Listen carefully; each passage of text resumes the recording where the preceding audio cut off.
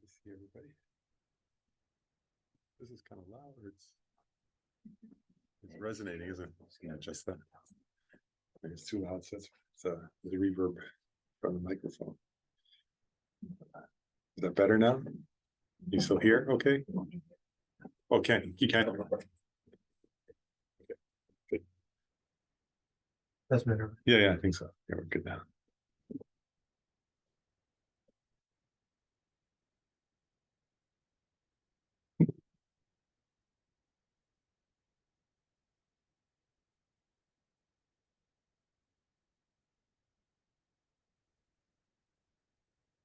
Maybe as we've been doing, we can just start by slowly going over that, the verse of refuge in bodhicitta, thinking about it in the context of what the Uttara Tantra text is teaching us.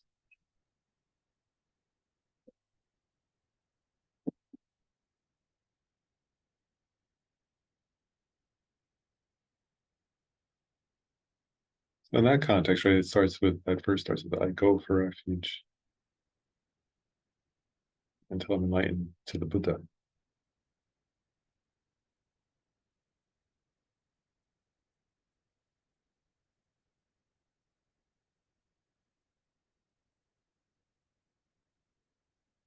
Well, again, like the I, right, that goes for refuge is not, first one point is it's not permanent, right? So it means the I changes instant to instant.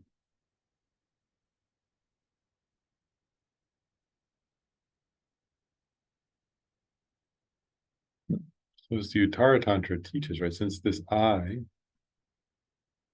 is impermanent and also is empty of intrinsic existence,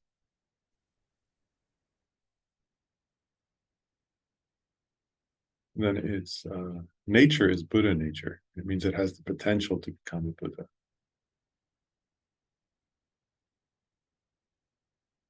So if we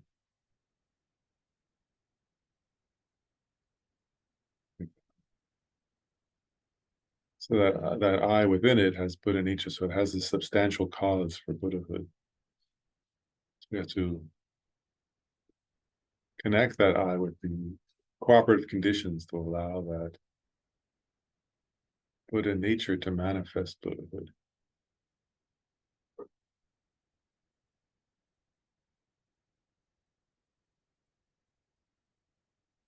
Why do we want to do that? Because we don't ourselves want to suffer. And we don't, and we have compassion for others. We don't want others to suffer.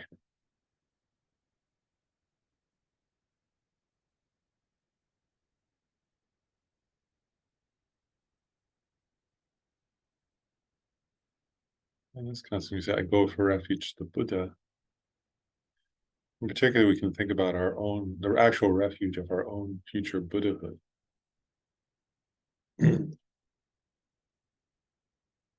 Which as the Uttara Tantra explains, right? So the Buddhahood mainly refers in this context to the Dharmakaya, right? Which it says fulfills our own, accomplishes our own welfare and also accomplishes the welfare of others. So that's why we're doing all of this. Why are we studying? Why do we meditate? So we turn for refuge to our own future attainment of the Dharmakaya, right? Which is like the final refuge, the ultimate refuge. The main goal, right, as a Mahayana practitioner, is that. Why is the main goal? As I said, right, because it fulfills all of our own purposes, frees us from suffering, grants us every kind of well-being, and also allows us to be of the greatest possible spontaneous, non-conceptual, effortless benefit to others.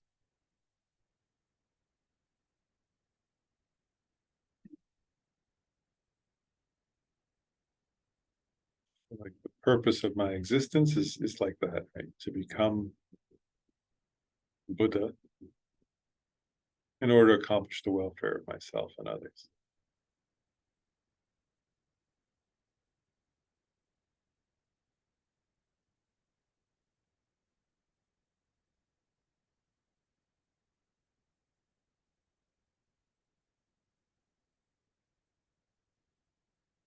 Just take a moment to kind of, first of all, there are a number of things we're contemplating. Right? One is like, wow, I myself can become a Buddha,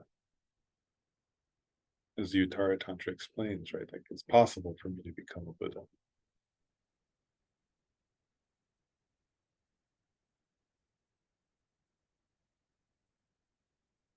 And here, this causal refuge, but here it's focusing on resultant refuge, right? So taking refuge in the result that I will attain,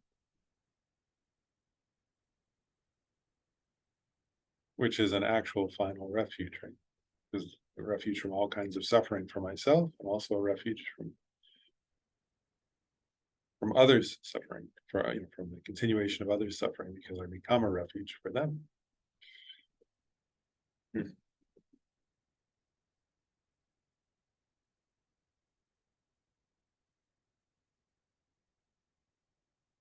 And then the Dharma, right?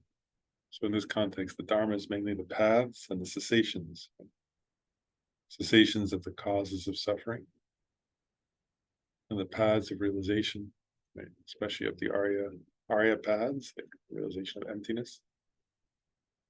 Again, which will actually be a refuge, right? Because they overcome the causes of suffering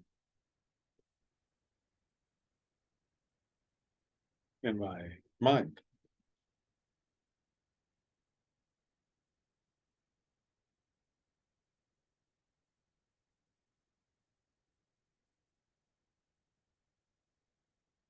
Then I take refuge in the Arya Bodhisattva Sangha, right? Which again, the Uttara Tantra teaches mainly the knowledge, like the wisdom knowledge, understanding ultimate truth, conventional truth, and the freedom in the minds of such bodhisattvas like Avalokiteshvara, Samantabhadra, Manjushri, so on, are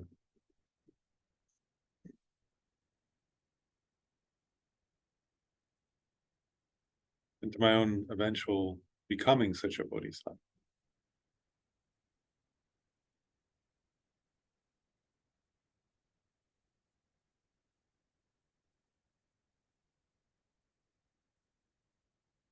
Then we kind of resolve, right? So practice the 6 perfections, right? Giving and the other perfections, in order to achieve that state, so that I can be a refuge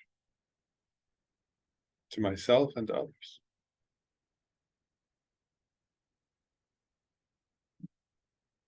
So you can think like that's why that's the purpose of my existence, is that kind of compassion. And then studying this text, right, is a practice of the 6 perfections.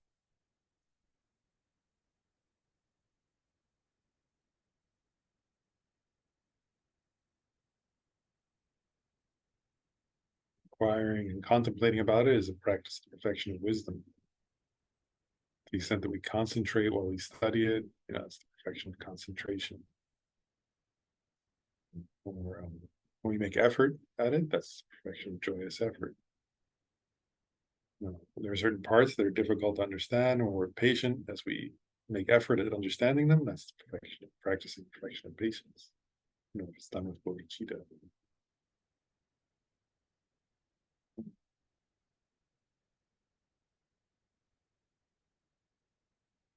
Doing it with the wish to share that whatever wisdom we gain with others is perfection of generosity. And being, truthful and honest, so on, while we do so, is perfection of ethics. So we engage in the 6 perfections in general, and then in particular, even as we study, we engage in them. So just for another moment, right? So we think, and why are we doing all of that? In order to benefit ourselves and others.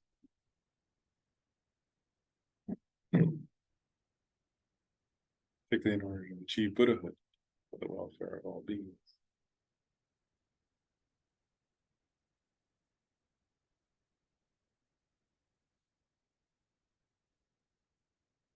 I'll just say the verse one more time. So I go for refuge until I'm enlightened. So the Buddha, the Dharma, and the Sangha. through the merits of giving and the other perfections, may I become a Buddha to benefit all sentient beings.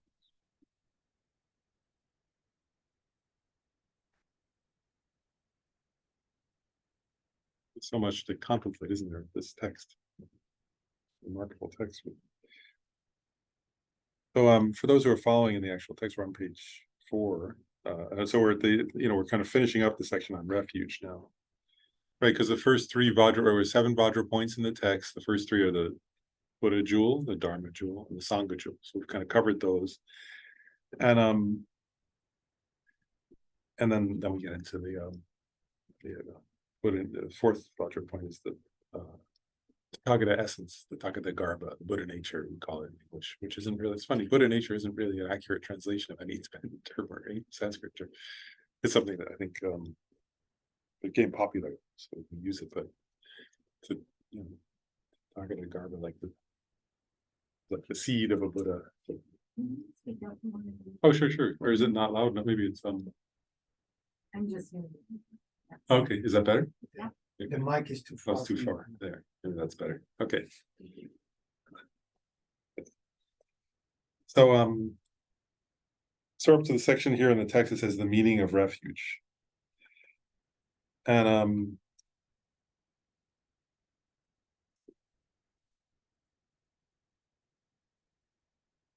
first I'll just read the verse and I'll kind of explain a little bit. So it says, we covered a little bit of this. It says, from the perspective of the teacher, the teaching, and the learners, by way of the 3 vehicles, and by way of affinity to those 3 activities, the 3 refuges are presented. So what this is getting at is, I said before, so there's causal refuge and resultant refuge. So causal refuge is when you take refuge in the 3 jewels in the continuum of someone else. Right? And so in that context, you take refuge, and whether you're, because it says the 3 vehicles, right? So the 3 vehicles are the vehicle of the hearers, the Shravakas, the vehicle of the Pratyeka Buddhas, and the vehicle of the Bodhisattvas who are striving to become Buddha. Those are the 3 vehicles in this context. So if you're a practitioner of any of those 3 vehicles and you're taking causal refuge, then you take refuge in all 3 jewels. So you think, I go for refuge to the Buddha, who's the teacher. They use this metaphor like a doctor, right?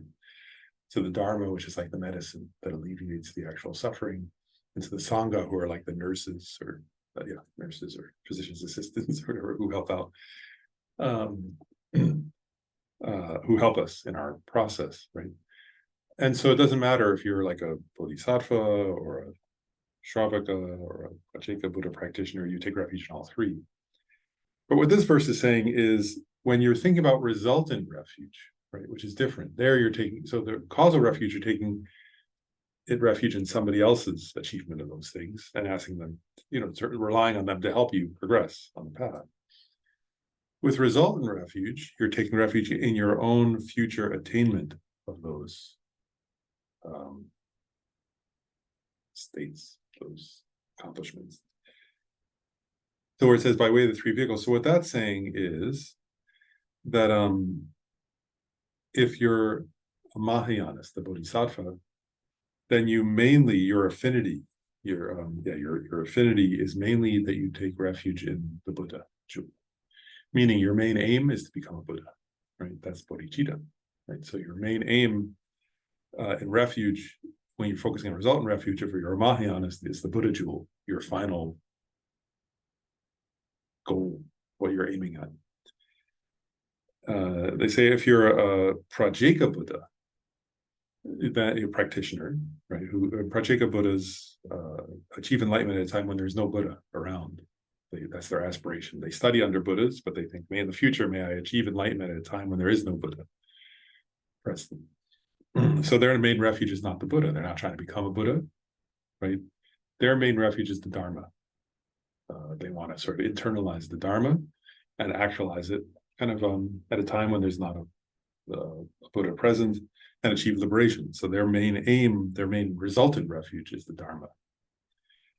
And then if you're a hearer, Shravaka, then if you're doing resultant refuge, your main target, your main focus is the Sangha jewel. You want to become the Sangha, right? So at a time when there's a Buddha present, you're not trying to become the Buddha. You want to be the part of the community.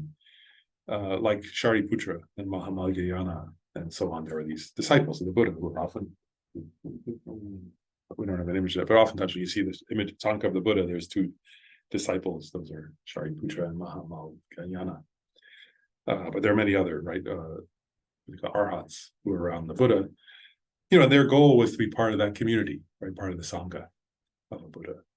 And here even means that. It means that they want to listen to the Buddha when a Buddha is present, gain the realizations, and then help others listen, like explain, this is what the Buddha taught to me, and help others become liberated from suffering. So that's their main focus. So in that context, what the text here is saying is, from the context of resultant refuge, all three jewels are taught. This is a Mahayana text, right? So for bodhisattvas, first of all, who are aspiring to Buddhahood, one point is you mostly focus on the Buddha as your goal. But then you need to understand the other two jewels for a couple reasons. One is, if you're taking causal refuge, you take refuge in all three. Also, if you take resultant refuge, you're mainly focused on the Buddha, but you'll also, of course, actualize the Dharma and become a Sangha member. And then also, you need to understand them because your goal as a Buddha is to benefit all beings, right? So you want to help future Prajeka Buddhas to actualize the Dharma, and you want to help future Arhats, Shravakas to actualize the Sangha jewel, and so on. So you want to understand all of them, but your main focus is kind of, how do I become a Buddha? How do I achieve that kind of enlightenment? So that's what that verse is explaining. And then this part I kind of explained a little bit last time. I'll just go through it briefly. It says, because of being abandoned, because of being deceptive, because of being non-existent, because of having fear, the two dharmas and the assembly of nobles are not the everlasting supreme refuge.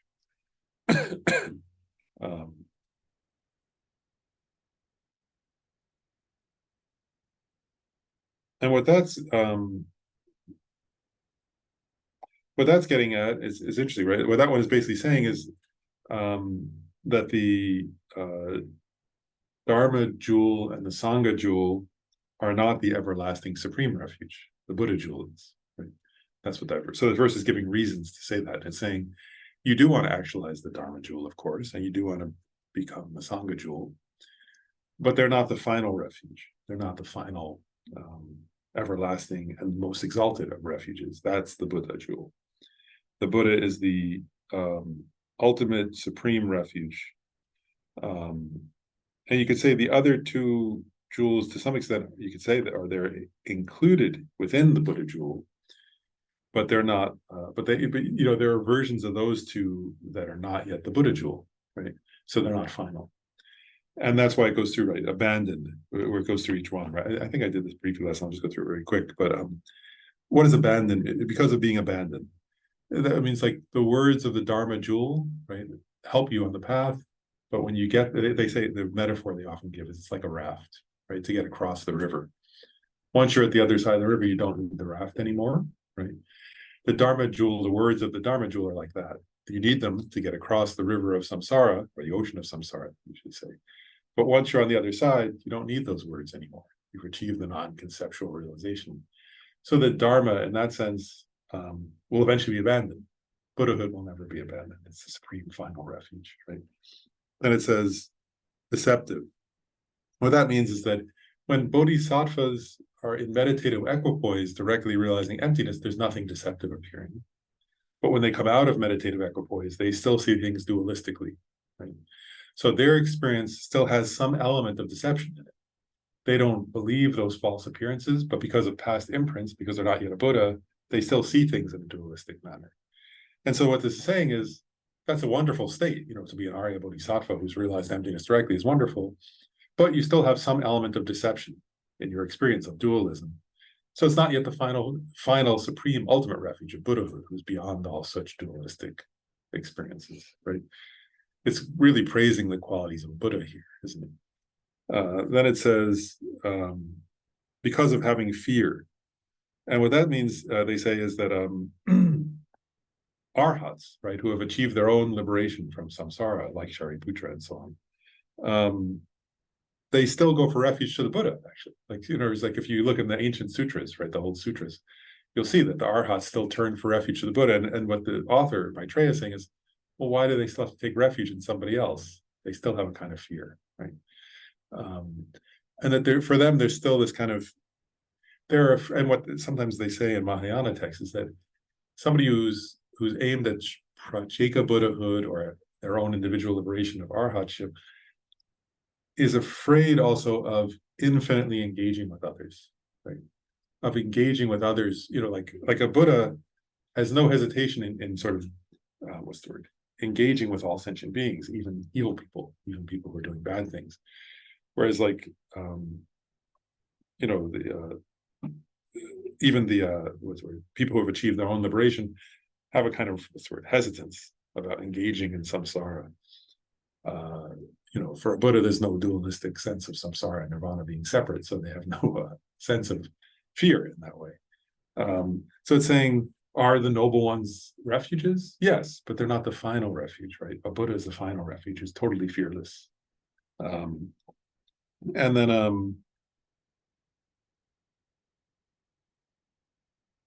and then non-existent, because of being non-existent. I skipped over that one. And that what that's getting at is that in the mind of an arhat, right, there's a mere absence or a cessation of the mental afflictions, right? And then it's saying, how could your final refuge be just a mere non-existence, right? That's not enough. There needs to be omniscience. There needs to be the compassionate, omniscient mind of the Dharmakaya.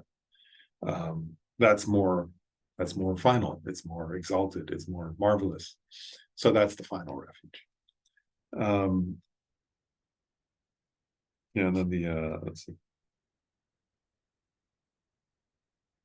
Yeah, so anyway, so in brief, it's saying none of those are the everlasting supreme final refuge. The final supreme refuge is the Buddha jewel. So that's what that's getting. It's remarkable, actually, isn't it? Right? You don't hear that in other, if you study the refuge in the Lamrim, it doesn't go through these detailed points. So it further elaborates. And that's part of what these great treatises do, actually, by the way. If you just want to say that, like if you study the stages of the path to enlightenment, like Lamrim, that's the main practice, right? But then when you study these other texts like this one, it enhances your practice of that, doesn't it? Like, because it explains refuge in a more simple way in the Lamrim, in the stages of the path, which is wonderful for practice. But then if you study texts like the Uttara Tantra or the Abhisamaya Alamkara or the Majjhima Avatara, these great treatises, then when you go back and practice Lamrim, you have more, it's a richer, right? You have all these other contemplations to add in as you relate to those practices. For example, refuge. And I used to wonder that because like Khensur Rinpoche or other lamas would say, these great yogis would go off to like retreat somewhere and they would practice refuge for a few years. Like, if you just read like a few pages in a like simple text, it seems like it's a simple practice. So you say, what does that mean? But then if you study these great treatises, you start to realize, wait a second, what are all the qualities of the Buddha jewel? Right? So they're thinking, what is a Buddha? What does it mean that I want to become a Buddha? What are the fearlessnesses of a Buddha? What are the qualities? What are the unique qualities of a Buddha that bodhisattvas don't have, right? So if you start contemplating those, then it becomes a very rich topic. So studying these texts helps elaborate, or helps when you go meditate on the Lamrim practices, you have more understanding, I guess you could say. So this is an example of that.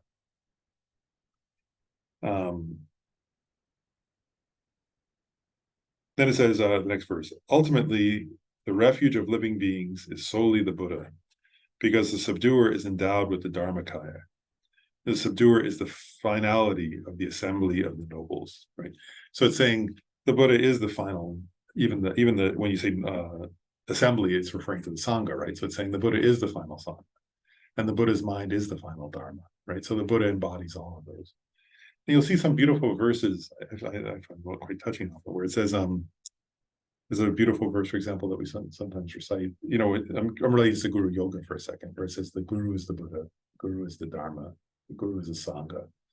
Guru is the embodiment of all the refuges. To the Guru I go for refuge. Something like that. And what it's getting at is this point, in a way, that when you look at if you think of your Guru as the Buddha, right, then you think my Guru's mind is the Dharmakaya. That's the main. Actually, when they say Guru Yoga, the main focus isn't the body of the Buddha, it's the mind of it's the mind, right? So you think that my guru's mind is the Dharmakaya. That's the Buddha, right? My guru's body is the Sangha, my guru's voice is the Dharma. And that's a way of relating, and these realizations in my guru's mind are the Dharma.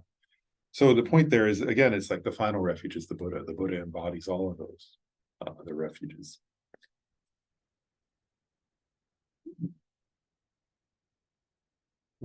And then, I'll cover this next verse and I'll pause and see if there are questions. But then it raises a question. It says, the meaning of jewel, right? 3 jewels. We say that, right? We often say the 3 jewels.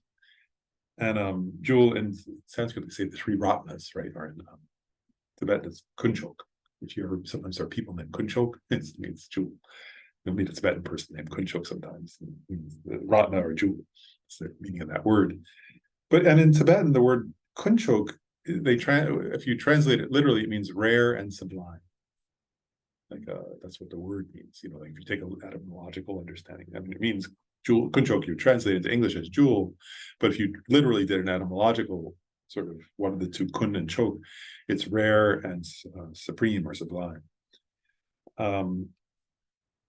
So the text is now raising a question, saying, well, obviously these 3 jewels, the Buddha, Dharma, and Sangha, aren't like they're not something you put in a ring, right, or a necklace. Why do you call them jewels, right? And throughout all the Buddhist traditions, right, they talk about the 3 ratnas, the 3, it's a commonly used term throughout all of Buddhist history. So it's an interesting question, is it? Have you ever thought about that? Why jewel? Right? Why do they say jewel? So here in this text, Maitreya elaborates.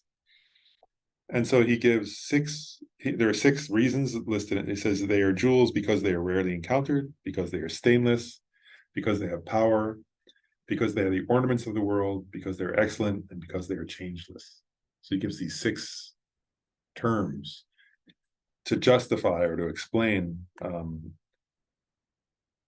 why do we as Buddhists call the 3 ratnas ratna, or jewel? So I'll go through those 6 terms. So the first one is rarely encountered. And so and each one you can see, right? Like in other words, part of the point with this one, rarely encountered, is a diamond, let's say, right, or ruby, something, is much more rare to come across than a common stone, right? If you went outside, it's easy to find rocks, anywhere, but it's hard to find a diamond, right?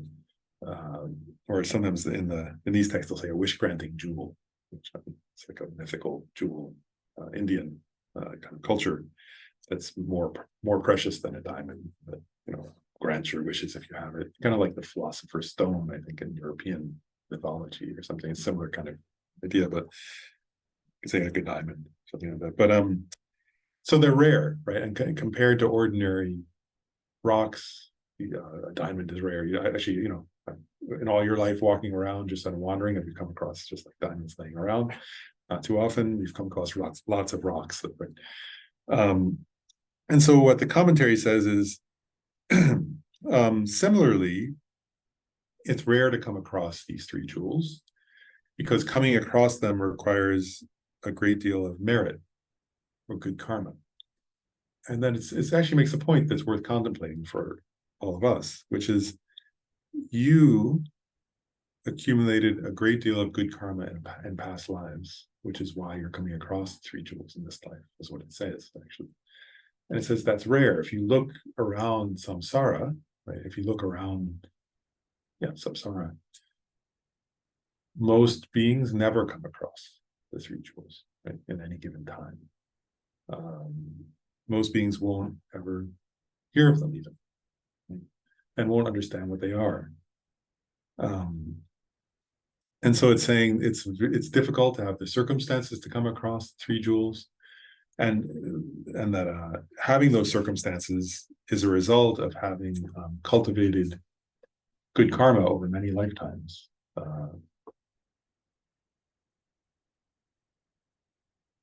Slowly, actually, it's like a slow process over lifetimes to get connected. And so So they're rare in the sense that it's hard to come across them, and they're rare in the sense that it's hard to have the causes to come across them. And so part of what this is getting at is that if you contemplate just that word rare, then you would think about that. You would think, well, it's true, actually, isn't it? Like, for example, and actually, I mean, I often think about it, like if you actually pause, think about it, first of all, like if you're not human, then you usually won't understand. Like, even if somebody said, like if you say to a cat, oh, this is the Buddha has these wonderful qualities and so on, the cat will just look at you, won't necessarily understand what you're, maybe it will, but oftentimes won't understand what you're talking about. And then also, like, but many, it's the same with like many people, isn't it? It just doesn't mean anything to them. So first of all, they may never hear of it, and even if they do, it just doesn't resonate, right? It doesn't mean anything. It doesn't, so anyway, rare, right? So like, so you think, wow, it's like quite lucky. Part of the idea here is that if you think that, then you think, wow, so I'm like somebody who was walking down the street and like looked down and just saw, a very valuable diamond. I came across it somehow. So it's saying also there's an implication there, which is so you wouldn't like just leave it there, right? You would pick it up and use it for something meaningful, which is what we're going to get into in a minute. So then it says they are stainless. And so what that's getting at, stainless means, ordinarily people turn for help or refuge to that which is stained, is the implication here, which means has mental afflictions, right? So like, in other words, for example, many people turn for refuge to, whether they be worldly or spiritual leaders who actually have mental afflictions, right? Who are prideful or who are angry or who are desirous. And then it harms them, right? Like, whereas if you take refuge in somebody who has mental afflictions, they can't help you at all, or their help is limited, right? And then in the commentary, it would say, and similarly, like sometimes if people take refuge in like what they call in Buddhism, they call worldly gods who still have mental afflictions. It's similar, right? So there are, like Buddhism would say, there are many different kinds of demigods and worldly gods who have mental afflictions, and so they can't. They say they can help you with some kind of temporary thing, maybe, but if they have mental afflictions, they can't help you get rid of the cause of suffering in your own mind because they have the cause of suffering in their mind, is the idea. And so what it's getting at is that the three jewels, and particularly the Buddha, are stainless because they're without mental afflictions or imprints, right? That's what it means, stainless. That they don't have the mental afflictions and they don't have the imprints of the mental afflictions. There were ones I was with, just very briefly. I remember once I was with my ex-wife, actually, and a relative of hers said to her, actually, the person didn't say it to me, they said it to her, but they said they were upset that she was Buddhist, and they said, God is a jealous God, meaning like, God's mad at you for being Buddhist, and she turned to me and she said, well, what does God have to be jealous about? He has everything. Like, why would he be jealous? Like, what's he jealous for? She was like confused. She was like, why would God be jealous? He has all, if he's God, he has everything. Why would he be jealous? And I said, I think she means she's mad that you're Buddhist, But she was saying, well, God has mental afflictions, then why would you take refuge in that? I was getting at this point though, right? Like, there's if your God has mental afflictions, then it's problematic, isn't it? Like, yeah, it's angry God, right? It says that in this Bible. So, God was angry at this, and Buddhism would say actually that's true. Gods, worldly gods can be angry, they can be jealous, but it's not a final refuge, right? Because we're trying to get beyond our jealousy, we're trying to get beyond our, and actually it's funny, isn't it, right? I mean, if you think of even what that person was saying, right, some idea that this person should be mine, and that, like, the Buddha doesn't do that, right? The Buddha doesn't care if you worship the Buddha. That's not the Buddha's goal, right? The Buddha's goal is to help you. That's why the Dalai Lama says it. He says, right, when he travels around, he says, don't become Buddhist. Take something. If you find something useful in Buddhism, take it and use it. If it's not useful, leave it alone. It's fine, right? Like, there's not some wish to convert everybody or whatever. And part of that is stainless, right? It's not wanting something from the person, like, you're not trying to, what's the word?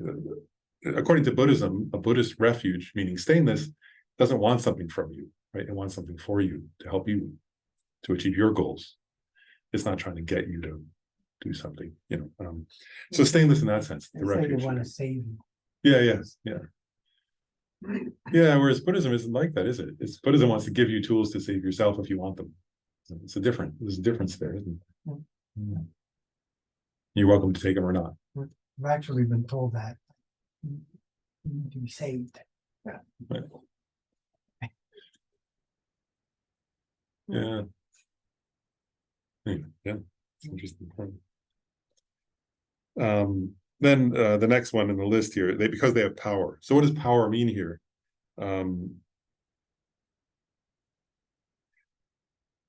Actually, I'm going to go off on a slight tangent. Just the other day, I was listening to a live stream teaching by Jado Rinpoche, one of the teachers I like very much, and I thought he was quite funny. He was talking about refuge, and he was getting at this point. And he said, I thought he was very funny. He said, if there's hail falling, you don't need the Buddha. You can just get under an overhang. And he said, and if you're hungry, you really don't need the Buddha. You can just go eat something. If you're sick, you can go to your doctor. You actually don't need the Buddha. And he said, but if you want to get rid of the deep cause of suffering in your own mind, right, the deepest causes of suffering in your mind, then you have no choice, right? Only the Buddha. That's the Buddha's job. That's what the Buddha.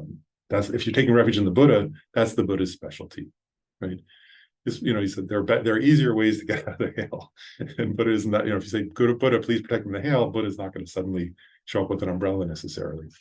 He was making a funny point, but he was saying, where is the Buddha's power? Right? He was getting at this point. He's saying the Buddha's power is teaching you the methods to get rid of the causes of suffering within your consciousness, within your awareness.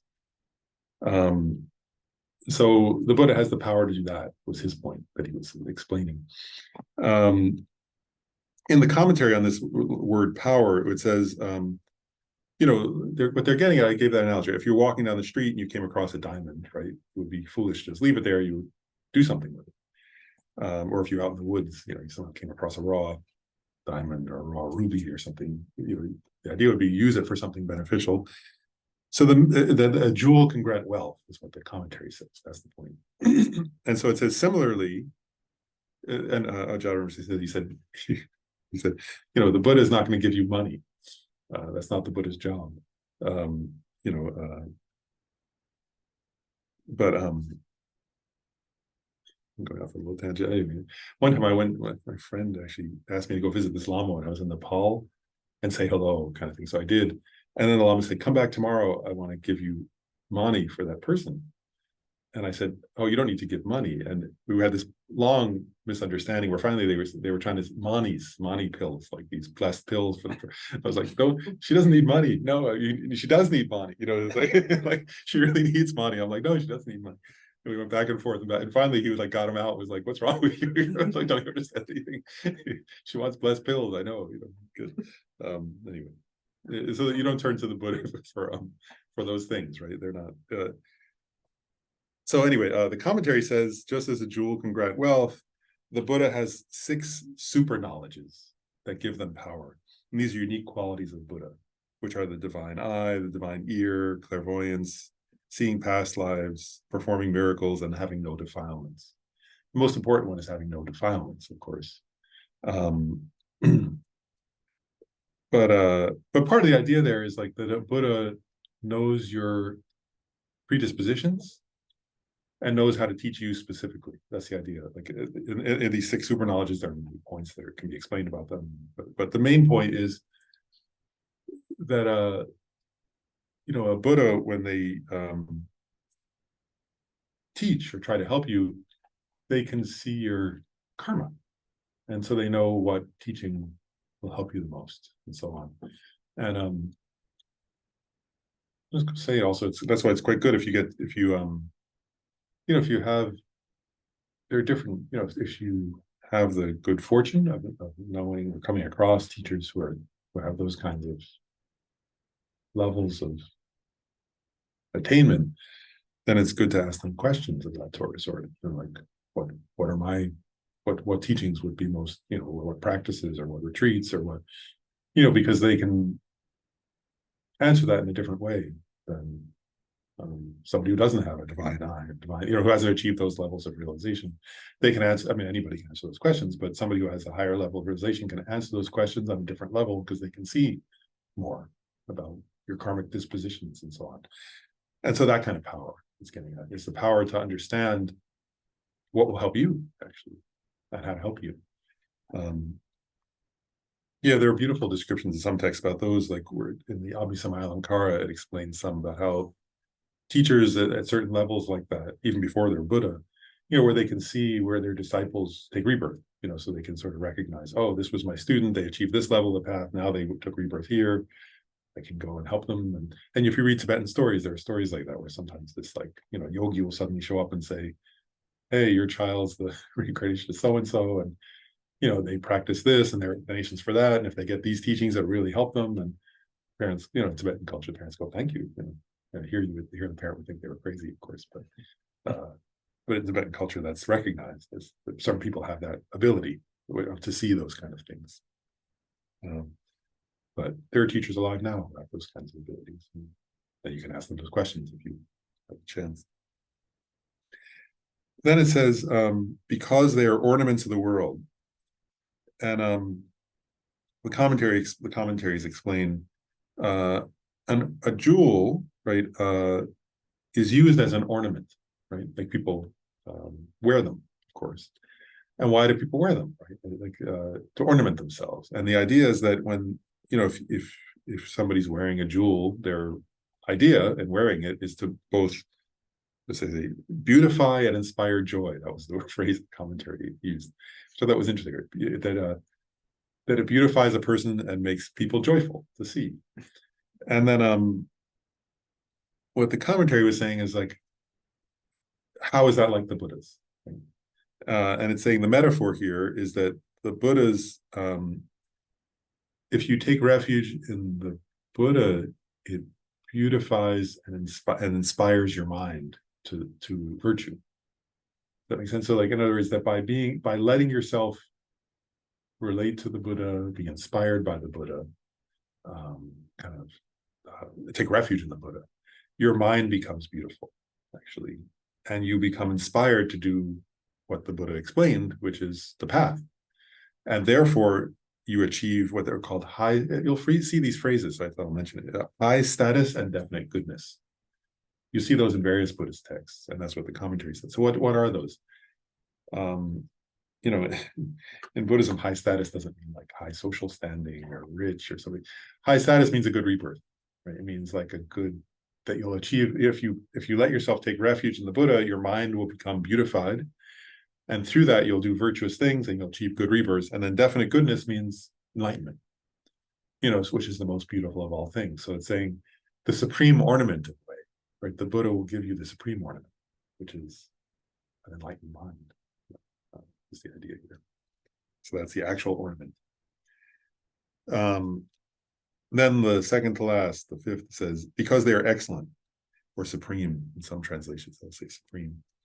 And what they say, it's better that a wish granting jewel, or like I'll say it's a diamond, is more valuable than fake, like there are like fake gem, actually you can go and get them in like craft stores. They're like fake gems, like little plastic gems or something, or lesser jewels or something. So it's saying a real jewel is quite valuable and it's better than a fake imitation. And then it's saying similarly, the Buddha is transcendental. And what it's getting at is this, it's getting at a point I made kind of earlier in reference to what Jodha Rinpoche had said. But what it's saying is there are many different kinds of temporary refuges that people take.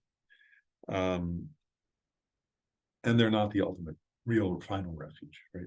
That when you take refuge in your own future Buddhahood, you actually achieve a kind of final, ultimate, supreme, definitive refuge. But you could think of your own experience, right? We ordinary people, sometimes we take refuge in wealth or status, or like a job, or a role, or a relationship, or a food, right? Like distractions, or video games, or movies, or TV shows, or Netflix, or whatever. There are infinite things we take refuge in, right? And what this is saying is, those are not excellent. Those are not supreme, right? Those are temporary refuges from temporary things. And Buddhism isn't saying never do that. It's not, but it's saying those aren't supreme refuges. Those aren't excellent refuges. Those are temporary refuges that will that actually don't in the end protect you from suffering, right? And we know that, though, like, you know, as you could, you know, many examples, right? But like, you know, wealth or power are temporary, right? They don't last.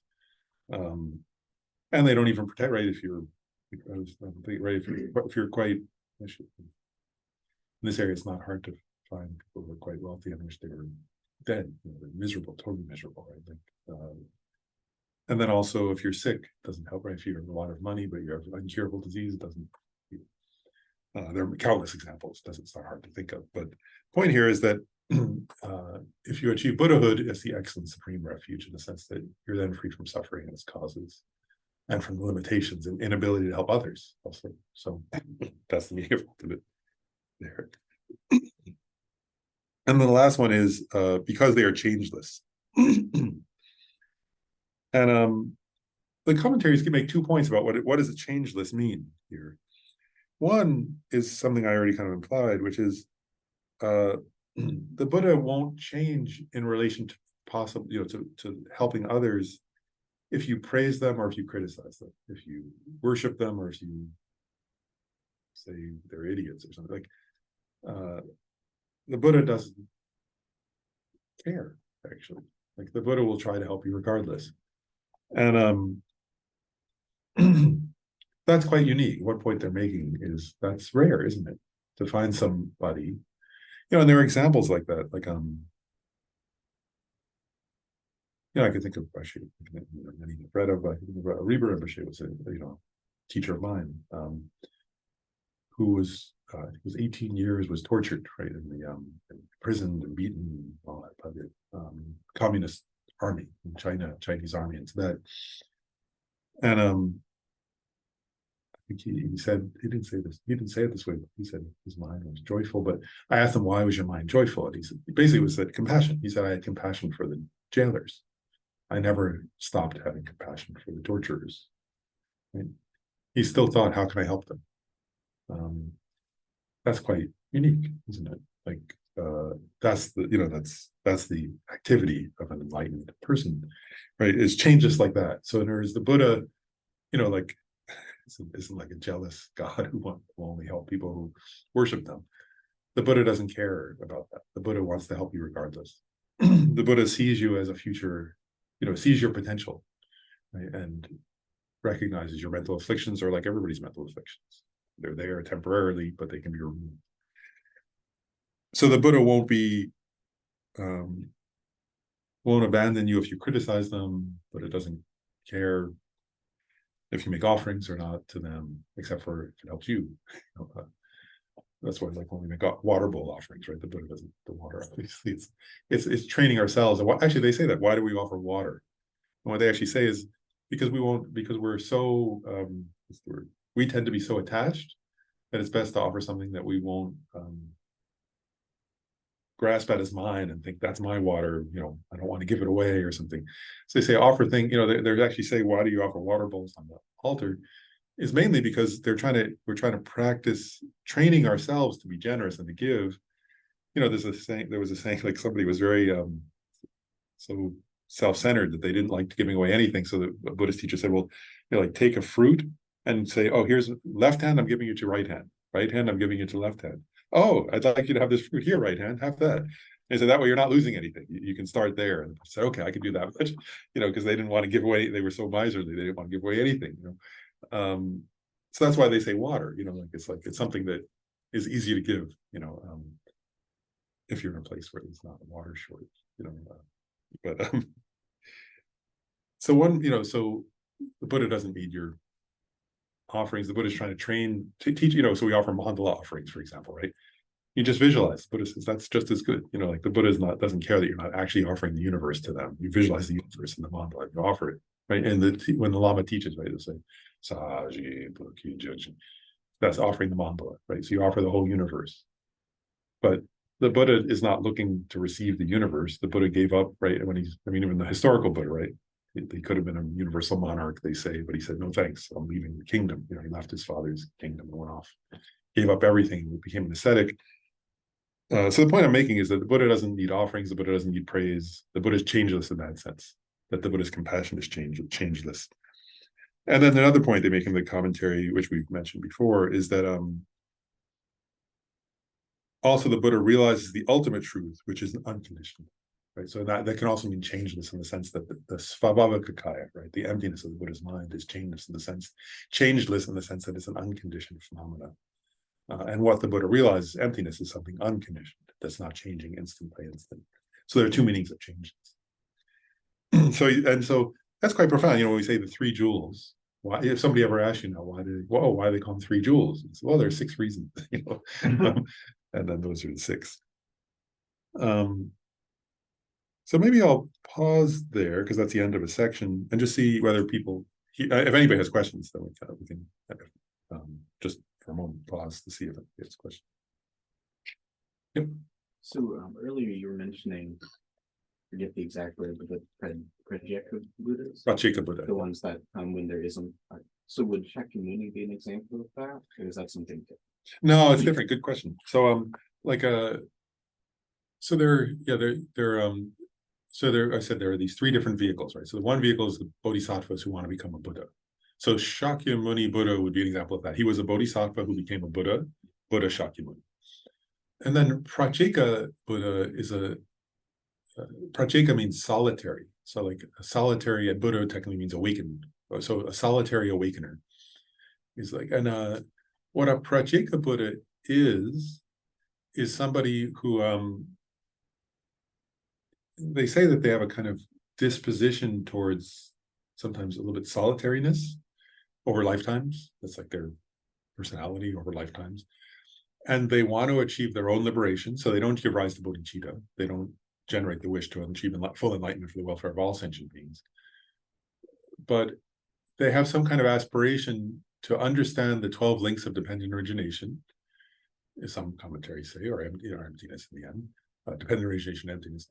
But what they want actually is to achieve their own liberation at a time when there's not a Buddha present, but then they won't form a Sangha. They won't, and they don't teach verbally. They say that they don't give verbal teachings. They don't initiate a tradition of teachings.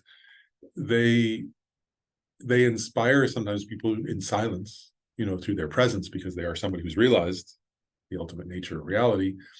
And so they say when a Pratyeka Buddha is on the earth, and some of them, they're also a category. There are some, they call them solitary Pratyeka Buddhas, is somebody who just literally alone goes off somewhere and achieves liberation. And maybe some people come across them and find them interesting, but they don't teach anything and they pass away. And there are some who kind of gather in a small community and achieve that. But they don't initiate, so they don't form a Sangha, they don't kind of ordain a community of monks and nuns. They don't give they don't give the verbal teachings that then create a tradition. So Shakyamuni Buddha as a Buddha, gave ordination and created a community, and it's lasted for thousands of years on this planet. Whereas Pratyeka Buddhas are silent. They aren't really, they don't give verbal teachings. So I say verbal teachings because you can say they don't give teachings, but I guess, sometimes through their gestures or somebody can kind of go, oh, wow, I learned something about morality by watching this person. So that in that sense, maybe they can inspire or teach through their example, but they don't actually teach morality in a verbal sense. They don't say this is how to be a moral person. And so they can't help others as much as the Buddha does in that sense. And some people, that's just their inclination, and they study with the Buddha, and then some future life, they kind of go off and achieve this kind of liberation. That's their own level of enlightenment. But it's not like Buddhahood in the sense that they don't become omniscient, but also they don't initiate a kind of teaching tradition. Yeah. Any other questions or? How important is it in taking refuge to include your teacher with the Buddha as the Buddha? Yeah, good question. For example, I have the fortune to have many very good teachers to receive teachings, but I don't necessarily have a really direct, close relationship with any particular one. So is it still good to think of one of them when you're taking refuge? Well, I'll make a couple points. One is, it's interesting, this, I mean, well, the Maitreya, this particular text by Maitreya doesn't directly address that is one point, so he's not, he's not in this, that's not his purpose in this, so he's not directly addressing that, but like in the Lamrim or in many other texts, what they point out is that a few things. One is like that we would never, like, without teachers, like say it's only a Dalai Lama, or use him as an example, like that without teachers like that, then we would never come across the three jewels. We would never find them, we would never understand them, if there weren't like a living tradition of great teachers like the Dalai Lama, then this, I often think that, like, if you like, remember when I was younger, I used to think about that. I was like, wow, there are these, like, I would read Buddhist texts and realize, wow, without a living tradition, you wouldn't understand even what, like, these words would, and then I would look at like traditions that don't have a living, like there are, like, I mean, non-Buddhist, but like cultures that have kind of, where there's these fascinating looking texts that there's nobody left alive who can really explain from an experiential and practice perspective what they meant.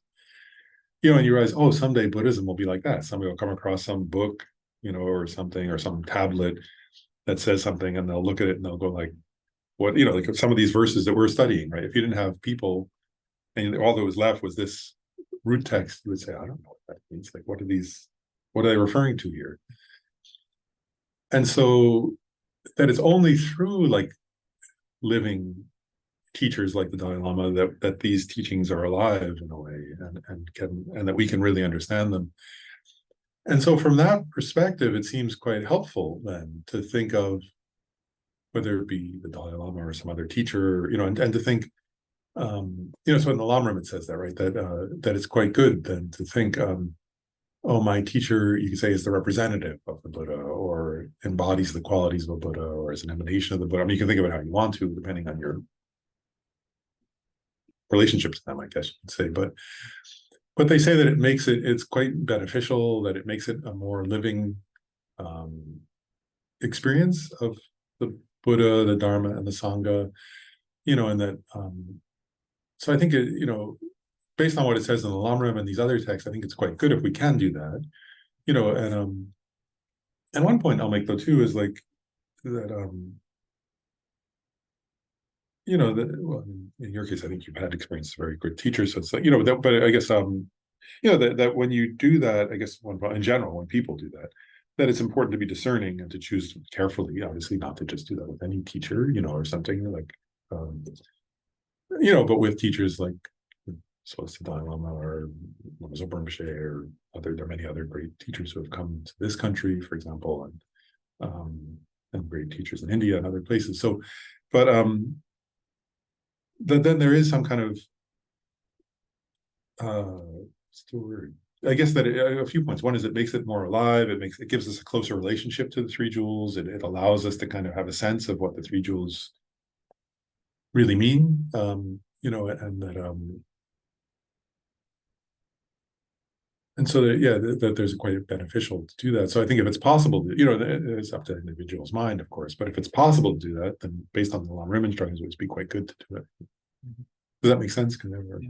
Helpful, thank you. Yeah. Any other? Oh, This is sort of goes with that question. I don't know societally or worldwide what's happening, but Buddhism is ultimately communal, and so I think that it's that it's a living culture, and that's going to come out in many different ways. So even if you don't have one teacher throughout your lifetime, if you're serious and open to it, you're going to find teachers anyway. Yeah. So it seems like it's not like you have to find one person and that's going to be the be all and end all, because I may never meet one. Any of the great scholars, but if you find good teachers, it's part of a living culture. Yeah. And that's important, isn't it? Yeah. And the interesting thing is this is a written culture. I mean, many Native Americans, it's an oral tradition. So we have the advantage that this is written down, so we can study it. Yeah. Yeah, we're really like, yeah, the very beginning year, I mean, the first few, I mean, at the beginning of Buddhism, it was an oral culture, and then it became a written culture, and then Tibetan Buddhism, of course, is a humongous written, but all the Tibet, I mean, so do many of the other Buddhist cultures, incredible written, which is such a gift, because you can go back to it and. But I guess I'll just make one more comment just for what it's worth. One thing I often reflect on too that's wonderful to me is that, I mean, because I'm most of my own experiences with the Tibetan tradition, and knowing like some of the monks and nuns within the Tibetan culture, one thing that's quite wonderful is there's this amazing written culture, of texts, and then many of them memorize pages and pages and pages of books and whole books and many books, and and then receive the oral transmission, and then receive the oral teachings. And so there's this intersection between the written culture and then the oral culture that makes it very alive, and I once made, I like stories where I was an idiot, and this is one of them. But one time Gyumei Tencho Rinpoche was telling me, I bugged him to tell me his life a little bit. He didn't want to talk about himself because that's not his thing. But he was saying, when he was a young monk in the monastery, he was like a little kid, and he wanted to go be a monk, and he was asking to be a monk, and his uncle was a monk, so his parents finally said, "Yeah, you can go with your uncle to Saramay and be monk." And I said, "So what was it like when you first went to the monastery?" His uncle was kind of looking after him, and he was a little kid there, I guess. And he said, "Well, I started by memorizing texts, memorizing these various prayers and texts, and this is where I was." I was an idiot, and I said,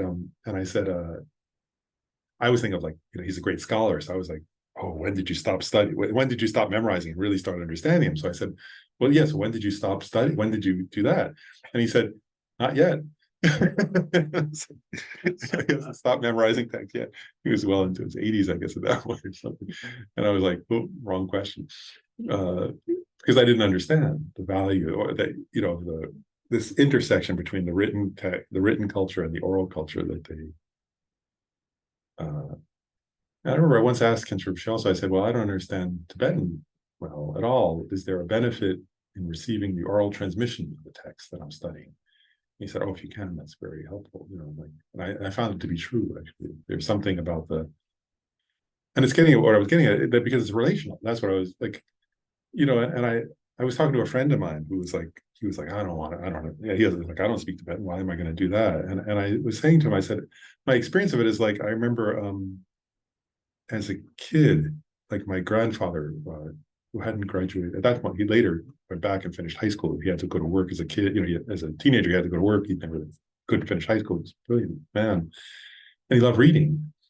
And so I remember as a kid, like he would be so excited. He would pick up Shakespeare or Walt Whitman or different books, and he would start reading to me. I was a little kid, and he would just like, and he'd act them out, and it was like, he would act out a play or a poem or something, and then those poems are still alive for me. They're like, if I come across that poem, or if I think of that poem, it's alive. It's like, wow, as a kid, my grandfather acted this out 2 or 3 times, and there was this moment when we were all together, and he, and for me, that's the metaphor. I was using that as a metaphor to my friend, and I was saying, if you get the oral transmission of a text in Buddhism, it's like that. It's like your grandfather shared it with you, or your spiritual grandfather, and then it's alive for you because it was alive for them. They knew the meaning, and they felt the meaning, and you could feel that meaning coming through them, and then there's something that you carry of that experience that's relational. And that was my experience. I just wanted to share, I guess, around this thing of oral and written culture, like how they intersect, which I think is very meaningful in Tibetan culture and Buddhist culture in general. So. Well, it's very related to what's going on. This debate about, do you have to go to work, or is be virtual. Yeah. Scientists are finding out that actually your brain is more activated if you have personal contact with other people. So having a physical presence with other people is actually very helpful in terms of creativity, and understanding things, Yeah, the personal connection. there is something about that, isn't there?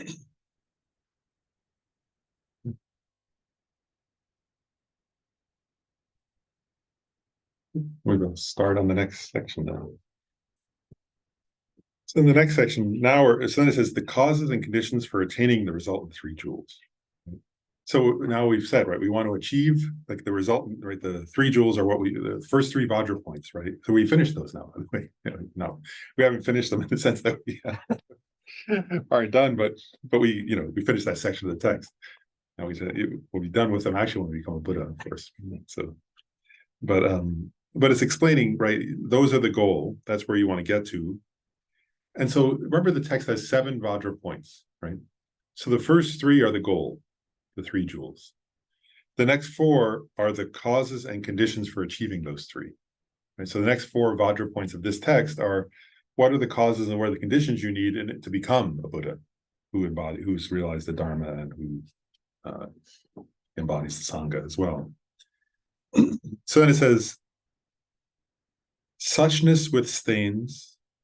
Actually, I'll read the first verse. Suchness withstains, enlightenment without stains, undefiled excellent qualities of the Buddha, the deeds of the conqueror, those causes and conditions from which the virtuous 3 joules arise, are the objects of those who realize the ultimate. So what is this saying, right? And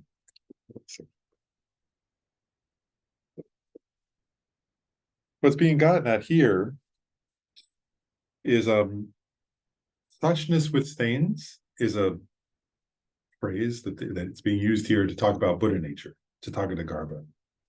The essence of a Tathagata, right? So it's and that is the substantial cause of the 3 joules, it says, of the Dharmakaya.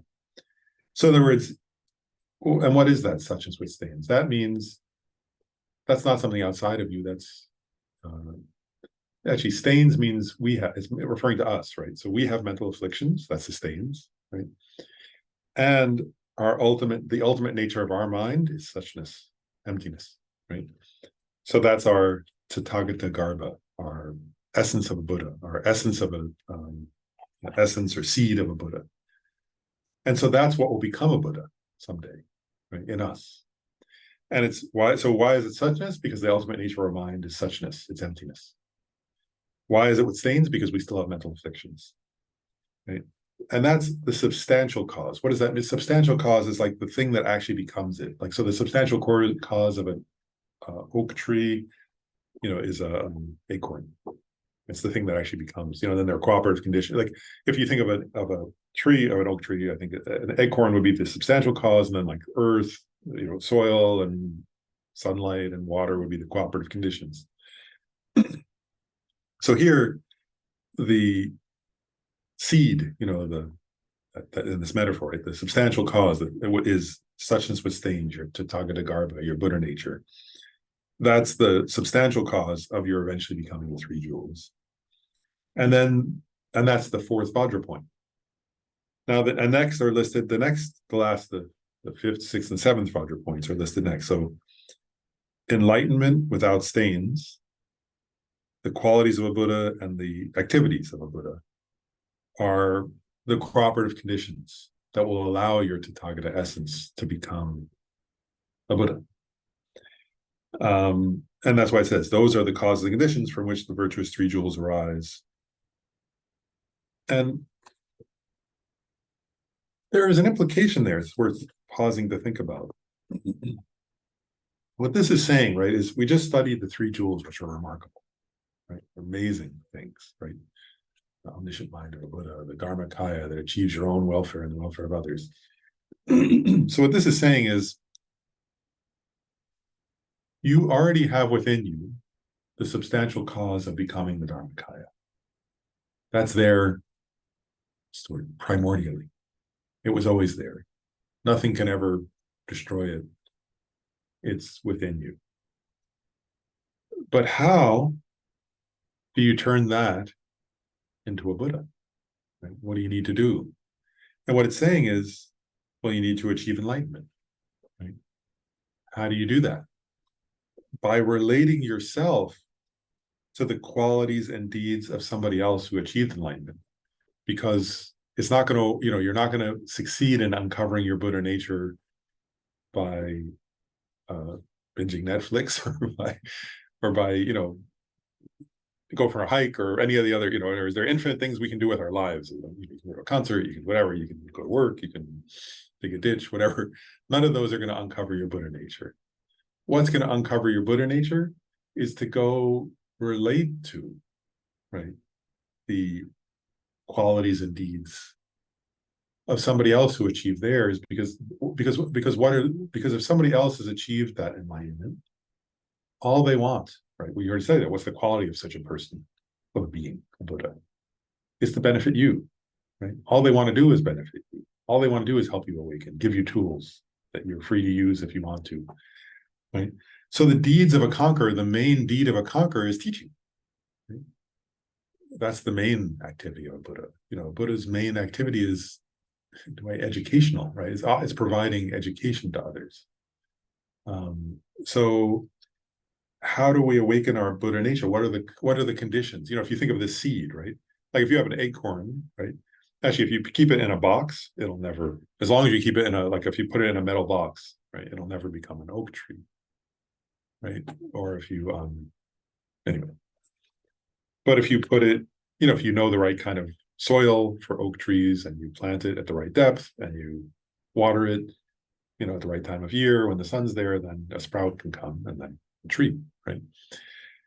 So in a way, I'm using this metaphor, like you have this Buddha nature seed within you, the Tathagata Garbha. Garbha can be translated as seed. It can be like a seed or a womb or something, essence.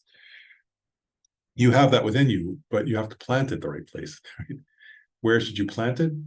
In relation to others who have become enlightened. So the deeds and the qualities of somebody else, of the Buddha, of a past Buddha, who can help you uncover that, who can help you grow your Buddha nature, who can help it unfold and manifest.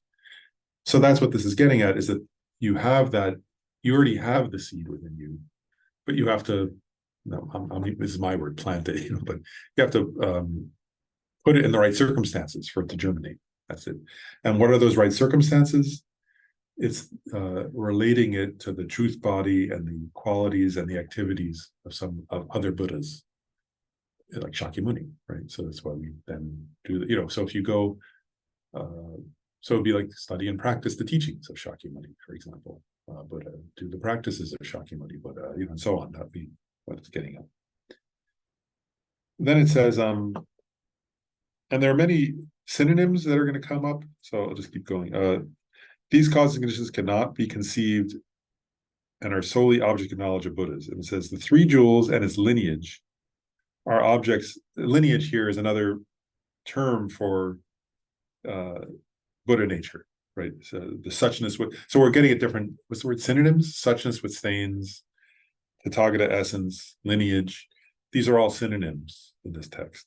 So the three jewels and its lineage, these are the first four Vajra points, are objects only of all-seeing ones, meaning Buddhas, right? Omniscient ones.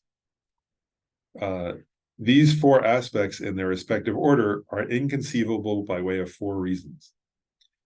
And then the four reasons are because the basic element, another metaphor for Buddhahood, right? There can be a lot of terms here. They're all, synonym, another synonym for Tathagata Garbha, for Buddha nature, sorry. So because the Buddha nature or basic element is pure yet has afflictions, because enlightenment is thoroughly without afflictions yet is to be purified, because the excellent qualities are undifferentiable, and because the deeds are spontaneous and non-conceptual. All right, what is this saying?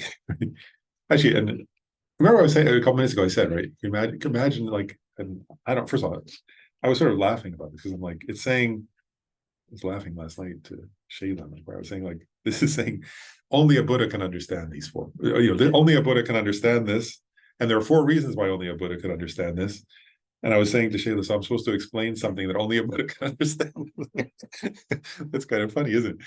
And there are 4 reasons why only a Buddha can understand it. But I remember when Gyumei Khenpo Rinpoche explained this, and I was like, oh, okay, well, I can understand. Well, at least he, his qualities. But anyway, so it's kind of funny, isn't it? And also that it's inconceivable, but let's conceive of it. Right? So, which is what this text is, by the way. This is, I just want to point out, right? This text is Maitreya, right? And Maitreya is a 10th Bhumi Bodhisattva or Buddha, I'm not sure which, he's depicted. Sometimes he's called one, sometimes he's called the other, but this is Maitreya helping us understand, right, that this topic is difficult, that its nature is difficult, but that there's great benefit in trying to understand it, right? In trying to conceive of the inconceivable. And that part of that process, why would he put that here, right?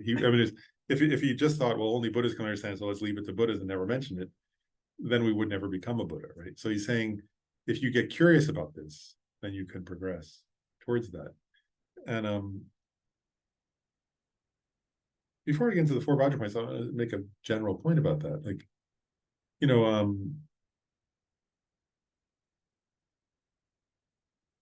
were mentioning our culture. I've often reflected on this because it's getting at what this is getting at. So, actually, I remember once it was relevant because I was in Los Angeles at a huge, I can't remember where it was, what the place was. It was one of those huge, I think it was like a sports arena or something. And the Dalai Lama was teaching, there. And somebody there was a question and answer with the Dalai Lama, and somebody asked, what's the quickest and easiest way to become enlightened? And His Holiness Dalai Lama started sobbing, like uncontrollably. And I was like, I was young man at the time, and I was like, I was touched initially because I was like, I don't know, it's like sort of raised where you're not supposed to cry or something. I was like, wow, here's like a leader of, a world leader, just sobbing uncontrollably. And he couldn't speak, actually. He couldn't answer. He was like trying to answer the question, but he couldn't speak because he was crying so much. And then he said, he kind of scolded the person in a way. It wasn't, somebody asked the question on their behalf. The person wasn't there, the Tibetan translator. But he said, I didn't put it this way, but it was like, I was aware of the moments that we were in Los Angeles. We were in America, and it was a very American question, I think, in some ways. I don't think a Tibetan would ask that question of the Dalai Lama. What's the quick, easy? I think it's always maybe mentioned fast food. It's not, this isn't fast food or something. I'm not sure if he said that. It was how I heard it, but his Holiness was saying, I'm an old man, and I've made effort, so much effort every day to practice these teachings, and I'm still making effort, so much effort, And then he told the story of, told a funny story of Milarepa and Gampopa. Gampopa was Milarepa's foremost disciple, and the story goes that Gampopa was like a great scholar who became a disciple of Milarepa's and practiced under Milarepa. And Milarepa was a famous yogi, right, who lived in caves in Tibet, and Milarepa's intent was to give Gampopa the full transmission of all the teachings, right? So that Gampopa could then become his Dharma heir and continue his tradition on. And so they say there's a Tibetan phrase that they sometimes use, like pouring the full contents of one vase into another. Like a vase is full of water or nectar, right? And you pour the full contents, means that teacher gives everything to that student to then sort of carry on the lineage. So the story goes that it was like Milarepa had done that with Gampopa, and now they were in the mountains and the caves and the hermitages, whatever, in the remote areas of Tibet, and Gampopa Milarepa saying, now it's time to leave, go off and do retreat. You have to practice and then teach others. And you can imagine Gampopa, this is his person, his teacher, his mentor, his closest friend, and he's weeping, and saying, I don't want to leave you, that kind of thing. And Milarepa says, it's time to practice. I did that. I left Marpa, my teacher, and went off to the caves and spent years in retreat and achieved final Buddhahood. It's your turn to do the same kind of thing. And so Gampopa is like crying, and like Tibetans kind of can do that, sort of walking backwards and prostrating and sort of very slowly leaving, and he gets like just where you could barely hear the voice of the person, right? You can imagine in the mountain. And Milarepa calls out and says, come back. I have one more instruction for you. And Gampopa kind of makes back, and says, wow, is there like a secret instruction? He says, yes, there's a secret instruction that I have. Like, I've given you all the other teachings except this secret instruction. And then Milarepa, who always was famous for wearing like white, he would just wear like a white cotton garment, just one garment, living in the Himalayas, right, in the frozen mountains of the Himalayas with snow, and he would only wear a light cotton garment. And he turns around and he picks up his garment and shows, and kind of moons, Gampopa shows him his butt. And he says, look at my butt. It's got calluses all over it from sitting on rocks for the last decades. And he says, I made effort. I worked hard. You have all the teachings, but if you don't work hard, you won't get the result. That's my final instruction. And which is quite beautiful, I thought. And then the Dalai Lama said, I take Milarepa's instruction personally, kind of as an instruction to me, is that's how you practice, and that's how you approach this, And if you look at the life stories of all the different Buddhist masters, they all were like that. They all made great effort, because if your goal is just like to relax and have less stress, then you don't need the Dharma really for that. You can just do mindfulness, simple mindfulness practice. That's enough, But here, that's not the goal, right? The goal is omniscient Buddhahood. That's hard to achieve, and that's what Maitreya is saying. Is this is not an easy goal. It's inconceivable, but it's worth the effort, And I was also just thinking of Lama Tsongkhapa. There's a picture behind me. You can see him behind me in the video, right? And there's like he also he did many years of retreat and caves and so on. Also, but his effort to understand emptiness, where he just was like, he as a young person had meditative absorptions where he would sort of enter into. There's a famous story where people were reciting the Heart Sutra, and he kind of was sitting there, and he entered a meditative absorption, and everybody else finished reciting the Heart Sutra and got up, and he was still there, and they were like, hey, his name was Lobsang Dragpa, hey, Lobsang, get up, or something. And he was like kind of in this meditative state where nobody could move him, and he was leaning against a pillar, or was next to a pillar, and they called it, later that pillar got named the Pillar of Meditative Concentration, because it was the place where he had sort of, but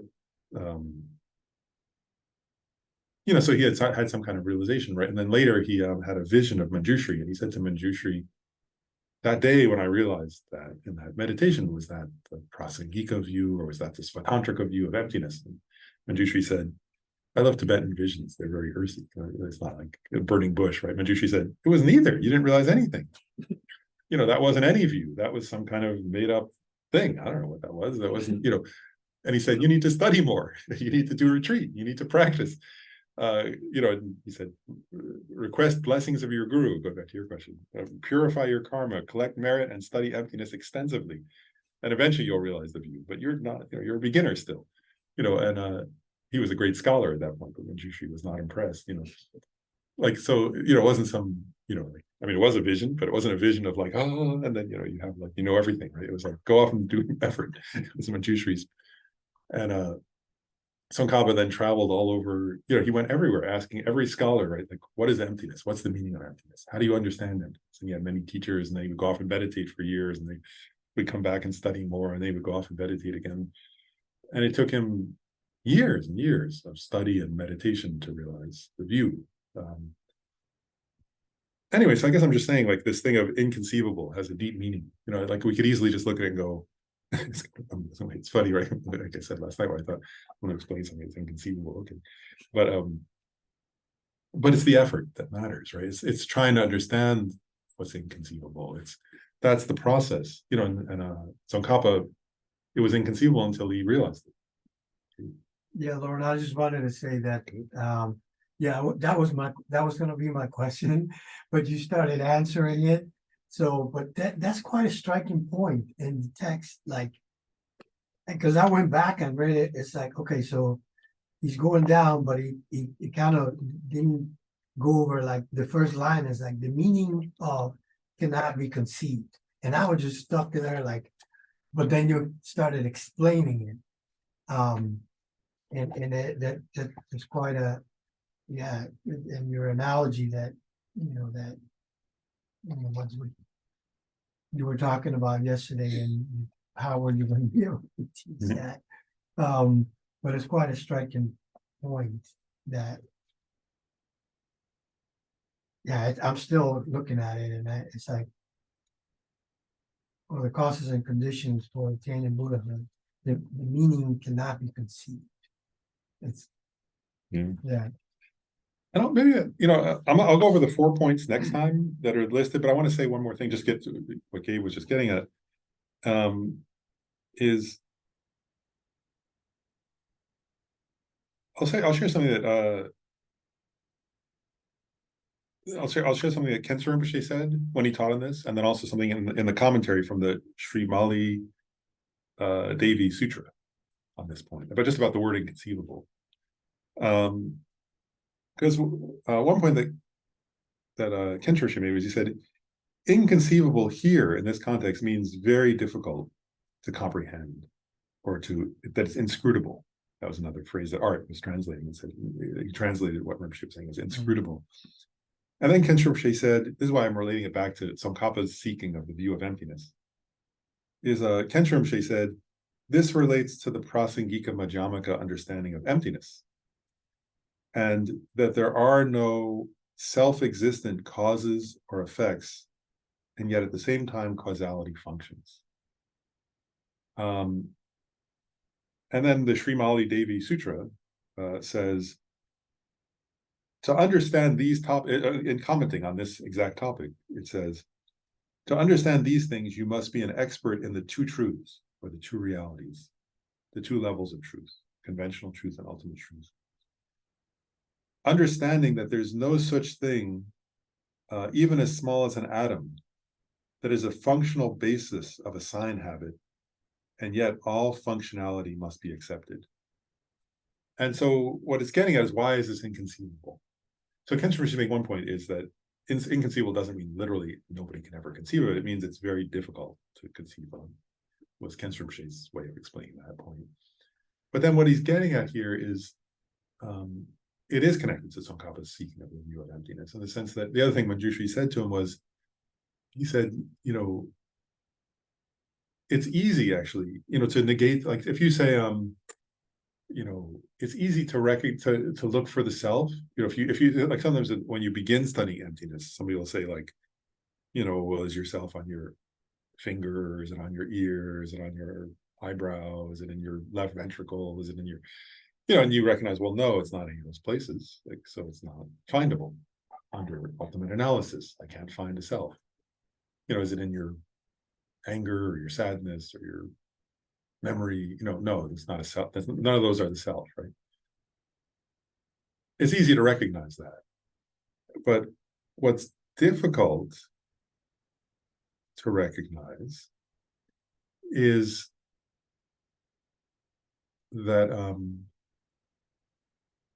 that the self does exist. And how does it exist? Right? The conventionally existent self exists. But how does that self exist while being empty? And how is it that, going what Khensa Rinpoche did here, like, because this is the part, right? There's no, like, for example, cause and effect, right? If we say the cause and effect function, yes, right? But of course, first of all, it's obvious cause and effect function. Secondly, Buddhism points out, right, dependent arising is the meaning, the ultimate intent of the Buddha. But then if you start to analyze, like, a cause, right? Well, a cause, when a cause is existing, the result hasn't yet come, right? So how is it a cause? It can't be a cause if the result hasn't come yet. Right? So it's not a cause from its own side. Once the result has come, the cause is done. Right? It's already become the result. So how is it the cause then? It doesn't even exist when the result has come about.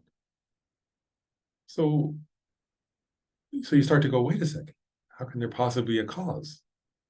If the cause wasn't a cause when it existed, and it doesn't exist when the result comes, and you can label it a cause because the result has come, then how is it a cause? Yet it's a cause, right? And can you understand the harmony of that? And until you can understand that, that's like Kenshin saying, that's hard to conceive of. To understand that cause and result function. And how did he say it? I said the phrase that he said. He said, yeah, causality functions, right? Or as all functionality must be accepted, right? And yet, like an effect, right? Well, when the cause was there, the effect hadn't happened yet. Now the effect is here, but the cause is gone. So how can it be effect of something that doesn't exist? And how is that, and that you can label the cause a cause in relation to its effect. You can label the effect an effect in relation to its cause. But the effect, but what does it mean that they have, there's another teaching that says this. What does it mean that they have a relationship? Because how can they have a relationship if they never touch? That's one phrase they say, right? In other words, the effect, when the effect is there, cause isn't there. So it can't even touch that cause, right? You have to have some kind of relationship. What I'm getting at here, this is just an introduction for next time, this is what's difficult. Does that make sense?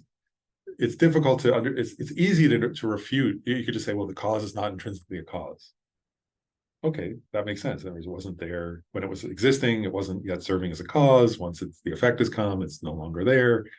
So it's not intrinsically a cause. But it serves as a cause.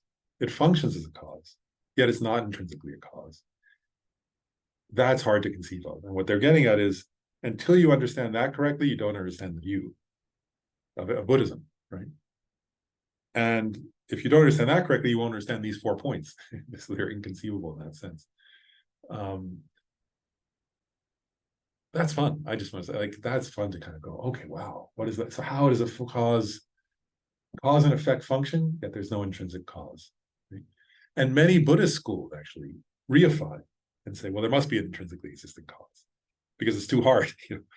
But Prasangika and Madhyamaka say, no, that's not the ultimate truth. It's more convenient. Actually, Prasagikas say, if you're a Buddhist and you want to sort of practice one of those lesser schools of philosophy because you're not yet ready and you're too scared, fine, but that's not the final view.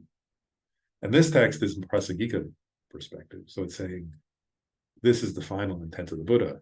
So you have to be able to conceive of this or realize this to become a Buddha. But it's not easy to conceive of. And, someone as brilliant as Tsongkhapa spent years and years wandering around, asking questions and reading texts and studying and so on. So it doesn't just happen easily. But this is and one last point, I'll stop as we went over, I'll just say this last thing, is in that instruction that Manjushri gave in a vision to Tsongkhapa, before Tsongkhapa had realized emptiness, right? He said, don't forget appearances. You have to account for causality. You have to account for interdependence. You have to account for what appears. Because if you're if you can't account for that, you don't understand the meaning of emptiness. Emptiness is not nothingness, right? Emptiness is dependent origination. That's hard and that's very hard. That's so what Kenshin Rinpoche was saying is, if you can understand that, then these 4 points become more conceivable, maybe, or something. But that's hard to, that's the key point in a way that relates to these 4 points. So, and we'll pick up with the 4 points next time because we went over it. We should do, oh yeah, sure. Now, this is not realizing it, but thinking about it, it's like the collapse of time. Cause and the effect don't exist in different spaces of time. If we think there's a past, the present, and the future, but if you collapse that, that's a way you can think that the cause and effect don't exist seriatim, or don't exist They may exist at the same time, but that's only if time is thought of differently. You see what I mean? Yeah, I Like, get sort of philosophically, if you think differently than we think, if but all time is collapsed into one moment, then that makes sense. To me, what's good about just what I mean, I'll just say, I mean, for all of us, what's good, I think, is to keep, is like, that's the inquiry, isn't it? It's like going, and then, because then you'd have to ask, well, how does time collapse? What does that even mean? What would it mean for time? Well, and I don't know what that would mean, but I guess my point is these are the right questions, right? To start contemplating those kind of questions, say, okay, what would that mean? What would be the implications of that? And how do you, and that you keep asking, like, until it all becomes clear, I guess, because what would that mean? Because and how does that relate to my direct experience? And how does that relate to my experience of causality? And does that, and all I'm pointing out is that we continue the process of inquiry is the idea. Well, it's also the experience of meditation. The time collapses. Well, I say that, maybe that's not the right terminology, but there is no time in common body and meditation. And one point I'll make, just Nagarjuna in his Mula Majjhima Karika, is like treatise on the middle way. He says, I doesn't say it this way, I'm not going to remember the exact phrasing, but he basically he has a whole section, a chapter, I think it is, or a section on the emptiness of time in that text. And what he kind of gets at is time has no inherent existence, yet also time exists conventionally. And we have to still account for it. That would be part of Nagarjuna's and Chandrakirti's and this Trish's point is still we have to account for then, going back to Manjushri's advice to Tsongkhapa about you have to account for appearances. Don't forget is like Nagarjuna makes the point, time is empty of intrinsic nature. And you can analyze it, right? Because past is dependent on the future is dependent on the present is dependent upon the, they're all, and if you search for a truly existent past, you won't find it. If you search for an independent future, you won't find it. If you search for some kind of truly existent present, you'll never find it. And yet time appears, right? Like conventionally, there's an appearance of time. And how do you account for that? The same question I would come back to is, how do you account for that time appears and a sequential, with past, present, and future, and yet has no intrinsic nature? And that is what it's a question that you're raising or implying that also Nagarjuna addresses in his Majjhimaka text. That's fascinating, right? Like there's no intrinsically existent time, yet time appears. How is it that time appears then? How does it appear? And why is it, and what's the matter? How do you explain that it appears in this sequential way, yet lacks intrinsic? That there's no findable present moment, yet the present moment appears is an interesting. That's what I mean by continuing the inquiry, is like, how do you find the harmony of those two truths? Which is what this text, I think, is getting at too. But okay, let's do the dedication. So the supreme jewel bodhicitta, where it has not arisen, may it arise and grow. Where it has arisen, may it not decrease, but increase more and more. In the snowy mountain paradise, you, the source of good and happiness, all-powerful Chenrezig Tenzin Gyatso, please remain until samsara ends. I dedicate all these merits, which are merely labeled, totally empty from their own side, so that the I, who is merely labeled, totally empty from its own side, may achieve Buddha's enlightenment, which is merely labeled, totally empty from its own side, in order to lead all sentient beings who are merely labeled, totally empty from their own side, to the state of enlightenment as quickly as possible. And also through these merits, may all of us have success in realizing the difficult points to realize that are ultimately only realized by our mission Buddha. So may we realize them, on the path, and also in the kind of resultant way that a Buddha can realize them. Through these efforts may eventually come about that we realize them in that final way that only a Buddha can. Well, thanks, everybody. Yeah, we'll pick up with those 4 difficult points next time. Give me more time to prepare. I'm joking. I read over all the commentaries. Okay. Thanks, Lauren. Oh, thank you. Thank you, Bye. Lauren. Fun. Thank you, Lauren. Oh, thank you.